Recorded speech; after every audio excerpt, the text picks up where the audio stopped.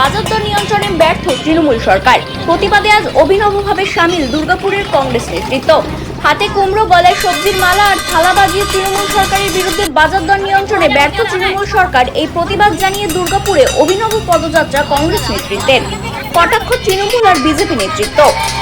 21শে জুলাই সভা নিয়ে মুখ্যমন্ত্রী ব্যস্ত, আর প্রতিনিয়ত বাজার দর বাড়ছে পাল্লা দিয়ে। ব্যর্থ তৃণমূল সরকার, মুখ থুবড়ে পড়েছে টাস্ক ফোর্সের। প্রতিবাদে রবিবার সকালে গলায় সবজির মালা পরে হাতে কুমড়ো নিয়ে আর থালা বাজিয়ে পদযাত্রা কংগ্রেস নেতৃত্বের। পশ্চিম বর্ধমান জেলা কংগ্রেসের সভাপতি দেবেশ চক্রবর্তীর নেতৃত্বে আজ কংগ্রেস কর্মী সমর্থকেরা দুর্গাপুরের বেনাচিতি 5 মোড় মাথা থেকে হাতে থার্মোকলের পাতা নিয়ে খাবো কি এই স্লোগান তুলে প্রতিবাদ কর্মসূচিতে সামিল হয়। অভিনব এই পদযাত্রা দুর্গাপুরের বেনাচিতি 5 মাথা মোড় থেকে শুরু হয়ে বেনাচিতি সবজি মার্কেট গিয়ে ফের বেনাচিতি 5 মাথা মোড়ে ফিরে আসে। জেলা কংগ্রেস সভাপতি দেবেশ চক্রবর্তীর অভিযোগ কি তা আমরা দেখে নেব ডেইলি নিউজের পর্দায় সরাসরি।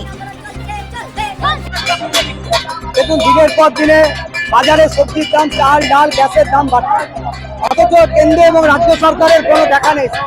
আমরা যখনই দেখি জিনিসপত্রের দাম বাড়ে, আমরা যখন প্রতিবাদে নামি, মাঝে মাঝে দিদিমণি দু একদিন টাস্কফোর্সের কথা বলেন, টাস্কফোর্স এদিক ওদিক ঘুরে দিয়ে চলে যায়।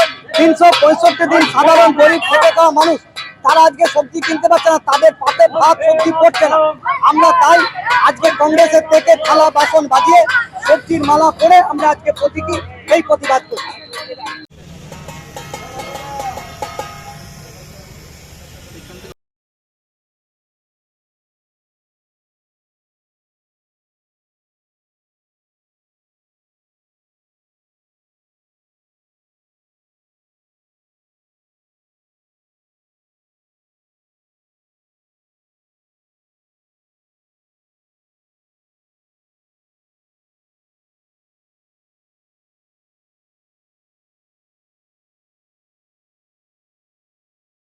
বিষয় আমি তো ওই দলটা বহুযুগ করেছি, আর 21শে জুলাই আমরা শহীদ স্মরণ করব।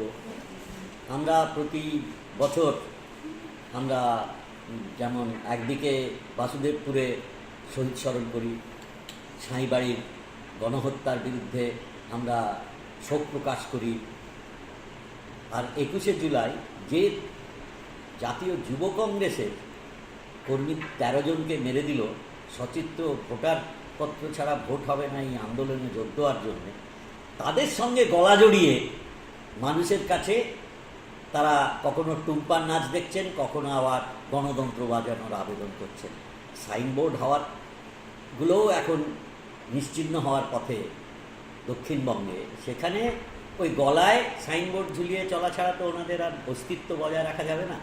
ওনারা কি করছেন এই দেখে কোনো লাভ নেই। মূল্যবৃদ্ধির বিরুদ্ধে প্রতিবাদ শুধু নয়, কার্যকরী পদক্ষেপ নিয়েছেন আমাদের নেত্রী মমতা বন্দ্যোপাধ্যায়।